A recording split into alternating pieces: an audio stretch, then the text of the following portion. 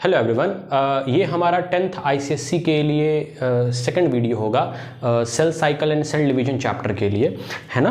तो चलिए इस सेकंड वीडियो की शुरुआत करते हैं। तो अगर मैं आपको पिछले वीडियोस की कुछ बातें याद दिलाऊं इस चैप्टर की, तो हमने रेफरेंस लिया था ह्यूमन सेल का, और ह्यूमन सेल के में देखा था कि न्यूक्लियर मेम्ब्रेन का जो स्पेस था, जो डायमीटर स्पेस था, वो था 6 माइक्रोमीटर, और उसके अंदर अगर नॉर्मल सेल को देखा जाए तो 46 क्रोमैटिन फाइबर थे, राइट। क्या थे? 46 क्रोमैटिन फाइबर थे, है ना। और अगर मैं बात करूं क्रोमैटिन फाइबर की, तो क्रोमैटिन फाइबर कितने थे? 46, है ना। और इनकी टोटल लंबाई कितनी आएगी? 2 मीटर, है ना। और जब ये सेल अपने साइकिल के एम फेज में होगा, यानी कि डिवीजन के फेज में होगा, तो ये क्रोमैटिन फाइबर अपने आप को और ज़्यादा कॉइल करेंगे, और ज़्यादा कॉइल करके क्या बना लेंगे? क्रोमोसोम बना लेंगे। और कितने क्रोमोसोम बनाएंगे? 46 क्रोमोसोम बनाएंगे, राइट। क्या बना लेंगे? 46 क्रोमोसोम बना लेंगे, है ना। अच्छा जी, अब अगर मैं बात करूं सिर्फ सेल साइकिल के डिवीजन वाले फेज की, यानी कि मैं बात कर रहा हूं सिर्फ सेल साइकिल के उस हिस्से की जिसमें सिर्फ और सिर्फ सेल क्या करेगा? डिवाइड करेगा, तो इस सेल डिवीजन वाले फेज को हम एक और नाम दे रहे थे एम फेज, राइट। अब सेल जब डिवाइड करेगा, ठीक है, सेल साइकिल के अपने फेज में जब वो डिवीजन करने के लिए जाएगा, पूरी तैयारी करने के बाद, तो सेल के पास डिवाइड करने के 2 ऑप्शंस होंगे, ठीक है। या तो सेल माइटोसिस वाले तरीके से डिवाइड करेगा, या फिर सेल मियोसिस वाले तरीके से डिवाइड करेगा, है ना। तो ह्यूमन का सेल अगर अपने सेल साइकिल के डिवीजन वाले फेज में जा रहा है, तो उसके पास डिवाइड करने के लिए 2 ऑप्शन है। या तो वो ह्यूमन सेल माइटोसिस वाले तरीके से डिवाइड कर ले, या फिर वो मियोसिस वाले तरीके से डिवाइड कर ले। अब इस दोनों डिवीजन के जो टाइप्स हैं, इनमें अंतर क्या है? तो इसमें अंतर यह है कि अगर माइटोसिस वाले तरीके से सेल डिवाइड करेगा, तो एक सेल से कितने सेल बनाएगा? एक सेल से बनाएगा 2 सेल, 2 सेल, है ना। और ये जो दोनों सेल होंगे, इसमें भी कितने क्रोमोसोम्स पाए जाएंगे? इस वाले में भी 46 क्रोमोसोम पाए जाएंगे, इस वाले में भी 46 क्रोमोसोम पाए जाएंगे। अच्छा जी, पेरेंट सेल में कितना क्रोमोसोम था? 46 क्रोमोसोम पहले से था, है ना? तो इसका मतलब ये हुआ कि माइटोसिस वाले तरीके से जब सेल डिवाइड करेगा, तो वो 2 सेल बनाएगा, और वो दोनों सेल बिल्कुल किसकी तरह होंगे? पेरेंट सेल की तरह होंगे। बिल्कुल किसकी तरह होंगे?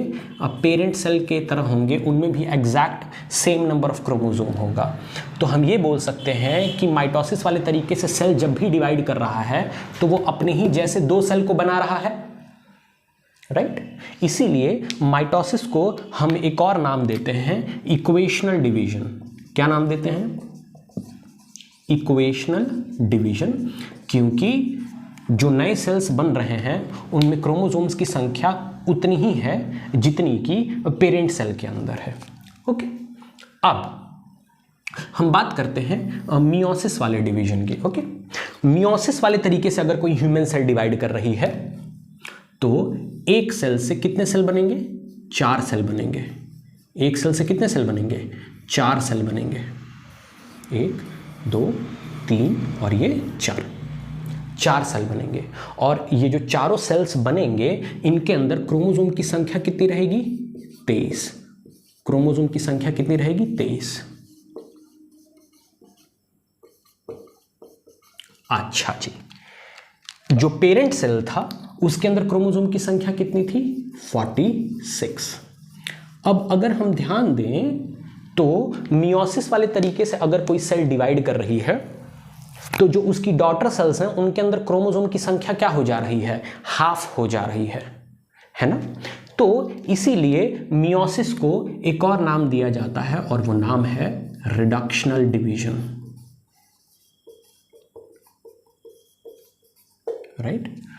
तो अब आप अपने दिमाग में ये बात बैठा लीजिए कि सेल चाहे माइटोसिस वाले तरीके से डिवाइड करे या मियोसिस वाले तरीके से डिवाइड करे या माइटोसिस वाले तरीके से डिवाइड करे, फर्क नहीं पड़ता। सेल को सबसे पहले तैयारी करनी पड़ेगी जो कि प्रिपरेटरी फेज कहलाता है या इंटरफेस कहलाता है, और वो प्रिपरेटरी फेज, प्रिपरेशन का फेज कितने घंटे का होगा? 23 घंटे का होगा, है ना। तो मियोसिस करने से पहले या माइटोसिस वाले तरीके से डिवाइड करने से पहले सेल को अपने आप को प्रिपेयर करना पड़ता है, और वो प्रिपरेशन का फेज कितने घंटे तक चलता है? 23 घंटे तक चलता है, कोई भी ह्यूमन सेल हो, राइट। अच्छा, अब क्या सभी लिविंग ऑर्गेनिजम्स में माइटोसिस और मियोसिस सेम तरीके से होता है? तो इसका जवाब है हाँ। हम तो रेफरेंस ले रहे हैं ना सिर्फ ह्यूमन का। ह्यूमन एक क्या है? Living organism. तो इसका मतलब ये हुआ कि किसी भी लिविंग ऑर्गेनिज्म में अगर माइटोसिस हो रही है तो एक सेल से 2 ही सेल बनेंगे, और वहां पर भी इक्वल क्रोमोसोम्स का डिस्ट्रीब्यूशन होगा। और माइटोसिस को हम क्या नाम देंगे? Equational division. और मियोसिस किसी भी लिविंग ऑर्गेनिज्म के अंदर अगर हो तो क्रोमोसोम्स का डिस्ट्रीब्यूशन हाफ हो जाता है, और वहां पर भी हम मियोसिस को क्या बोलेंगे? रिडक्शनल डिवीजन ही बोलेंगे। ओके, अब सवाल ये है कि ये जो सेल डिवीजन हो रहा है, राइट, इसका फायदा क्या होता है ना। सेल डिवीजन का फायदा क्या होता है ना। तो हम अब पढ़ने जा रहे हैं सिग्निफिकेंस, महत्व सेल डिवीजन का, है ना। तो जो हमारी अगली हेडिंग है वो अगली हेडिंग क्या होगी? Significance of cell division. Significance of cell division. Cell division का महत्व क्या है? तो सेल डिवीजन का सबसे पहला महत्व है बॉडी की ग्रोथ के लिए। बॉडी की ग्रोथ के लिए, है ना। किसी भी लिविंग ऑर्गेनिज्म में अगर ग्रोथ हो रही है, राइट, उसकी बॉडी की साइज बढ़ रही है ना, तो वो इस वजह से हो पा रहा है क्योंकि उस लिविंग ऑर्गेनिज्म के अंदर कॉन्स्टेंटली क्या हो रहा है? सेल डिवीजन हो रहा है, राइट। तो बॉडी ग्रोथ में कौन हेल्प करेगा आपकी? सेल डिवीजन हेल्प करेगा आपकी। अच्छा, दूसरा महत्व क्या है सेल डिवीजन का? रिप्लेसमेंट करना। क्या करना? रिप्लेसमेंट करना। अब ये बात क्या है? तो देखिए, हर मिनट, पर मिनट, अगर हम बात करें पर मिनट, तो कितने मिलियन आरबीसी डिस्ट्रॉय होते हैं? 20 मिलियन आरबीसी डिस्ट्रॉय होते हैं ह्यूमन बॉडी में। अगर हम 10th ICSE की बुक्स की बात करें तो उनके डेटा को अगर हम कंसिडर करें तो पर मिनट कितने मिलियन आरबीसी डिस्ट्रॉय होते हैं? 20 मिलियन। अब अगर ये 20 मिलियन आरबीसी डिस्ट्रॉय कर गए, खत्म हो गए, तो वापस से बॉडी में किसकी मदद से आएंगे? सेल डिवीजन के ही तो मदद से आएंगे ना। अच्छा, उसके बाद अगर कोई मान लीजिए ओल्ड लीफ है प्लांट के पास, इसकी डेथ हो जाती है, तो न्यू लीफ इसकी जगह पर आएगी। वो किसकी कृपा से आएगी? सेल डिवीजन की वजह से तो ये आएगी। फिर से प्लांट के अंदर सेल डिवीजन होगा और जो बढ़ी हुई सेल्स होंगी वो क्या बना लेंगी? लीफ बना लेंगी, है ना। तो सेल डिवीजन के अभी तक हमने 2 महत्व देखे, पहला ग्रोथ और दूसरा रिप्लेसमेंट। तीसरा महत्व क्या है? बॉडी रिपेयर कराना। हमारी बॉडी में जो रिपेयर की एक्टिविटीज होती हैं वो भी किसकी वजह से होती हैं? सेल डिवीजन की वजह से होती हैं। जैसे मान लीजिए आपकी स्किन है, अगर वो स्किन कहीं से कट जाती है ना, तो वापस से आपने देखा होगा नई स्किन आती है ना। और वो नई स्किन इस वजह से आ रही है क्योंकि वहां पर सेल्स वापस से आ गई, और सेल वापस से कैसे आएंगी?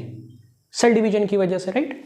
तो अगर हमारी बॉडी में कहीं टियर हो जाता है तो उस टियर को ट्रीट कौन करता है? सेल डिवीजन, है ना। तो अभी तक हमने कितने महत्व देखे? 3, ग्रोथ, रिप्लेसमेंट और बॉडी रिपेयर। और चौथा जो मोस्ट इंपॉर्टेंट इवेंट है, जो मोस्ट इंपॉर्टेंट काम है सेल डिवीजन जो हमारी मदद करता है, वो काम है रिप्रोडक्शन का। क्या काम है? रिप्रोडक्शन का। अब एक बात बताइए, रिप्रोडक्शन के लिए अगर ह्यूमन रिप्रोडक्शन को ही कंपेयर किया जाए तो ह्यूमन रिप्रोडक्शन की अगर हम बात की जाए तो ह्यूमन रिप्रोडक्शन में स्पर्म और ओवम, ये 2 सेल हैं। स्पर्म के अंदर कितने क्रोमोसोम? 23 क्रोमोसोम, ओवम के अंदर कितने क्रोमोसोम? 23 क्रोमोसोम, है ना। यानी कि स्पर्म बनाने के लिए कौन सा डिवीजन होगा? मियोसिस। ओवम बनाने के लिए कौन सा डिवीजन हुआ होगा? मियोसिस। और फिर ये फर्टिलाइज करेंगे तो क्या बनाएंगे? जाइगोट। क्या बनाएंगे? जाइगोट। और जाइगोट के पास फिर कितना क्रोमोसोम होगा? 46 क्रोमोसोम, है ना। और जाइगोट जब माइटोसिस करेगा तो ढेर सारे अपने ही जैसे सेल्स बनाएगा ना। सभी सेल्स के अंदर कितने क्रोमोसोम्स होंगे? 46 क्रोमोसोम ही होंगे, क्योंकि माइटोसिस के डिवीजन के बाद जो सेल्स बनते हैं उसमें क्रोमोसोम की संख्या उतनी ही होती है जितनी कि पेरेंट सेल में होती है, राइट। तो हम ये बोल सकते हैं कि 9 मंथ के अंदर जो बेबी का डेवलपमेंटल प्रोसेस होता है उसमें जो बेबी के अंदर जो नए सेल्स ऐड हो रहे हैं वो सारे के सारे कहाँ से ऐड हो रहे हैं? जाइगोट के डिवीजन से ऐड हो रहे हैं। और वहाँ पे कौन सा डिवीजन हो रहा है? माइटोसिस। इसका मतलब ये हो गया कि अगर बॉडी के अंदर ग्रोथ हो रही है तो जो बॉडी के अंदर नए नए सेल्स आ रहे हैं वो बिल्कुल सभी सेल्स के अंदर कितने क्रोमोसोम होंगे? 46। और वो इस वजह से आ रहे होंगे क्योंकि बॉडी के अंदर कौन सा डिवीजन चल रहा है? माइटोसिस। तो बॉडी की ग्रोथ में कौन मदद करता है? माइटोसिस। बॉडी में रिप्लेसमेंट हो रही है ना। आरबीसी की डेथ हो रही है या नई लीव्स आ रही हैं तो वो सेल भी तो जो आएंगी बॉडी के अंदर वो बिल्कुल किसकी तरह होंगी? पुराने वाले सेल की तरह। तो एग्जैक्ट सेम सेल्स किस डिवीजन की मदद से बनती है? माइटोसिस की डिवीजन से। इसका मतलब ये हुआ कि बॉडी में जो रिप्लेसमेंट की एक्टिविटी होगी, चाहे प्लांट की बॉडी के अंदर हो चाहे एनिमल की बॉडी के अंदर हो, वो रिप्लेसमेंट भी होगा अगर तो किस डिवीजन की मदद से होगा? माइटोसिस की मदद से। अब हम बात करते हैं बॉडी की रिपेयर में कौन मदद करता है, माइटोसिस या मियोसिस? तो एक बात बताइए, जब अगर स्किन कटेगी तो जो वहां पर स्किन आती है वापस वो बिल्कुल पुराने वाले स्किन की तरह होती है ना। इसका मतलब जो नई वाली सेल्स आई हैं वो बिल्कुल किसकी तरह हैं? पुराने वाले सेल्स की तरह हैं। इसका मतलब ये हुआ कि बॉडी के रिपेयरमेंट में भी कौन हेल्प कर रहा है? माइटोसिस। तो फिर मियोसिस का महत्व सिर्फ किस चीज के लिए बच गया? गैमीट बनाने के लिए। यानी कि मियोसिस का जो डिवीजन होगा वो सिर्फ और सिर्फ गैमीट बनाने के लिए होगा। बॉडी की रिपेयर करने में, रिप्लेसमेंट करने में और ग्रोथ में मियोसिस का कोई भी रोल नहीं है। मियोसिस सिर्फ और सिर्फ रिप्रोडक्टिव एक्टिविटीज में ही आपकी मदद कर पाएगी, और वो भी किस चीज में? सिर्फ गैमीट बनाने में। ओके, तो आई होप आप ये सिग्निफिकेंस और इसके पहले बताई गई चीज़ों को समझ चुके होंगे, राइट। और आप हमारी मदद कर सकते हैं हमारे वीडियो को लाइक करके, शेयर करके। अगर आपको कोई डाउट है तो हमारे वीडियो पे कमेंट करके। And please subscribe to our channel. Thank you everyone.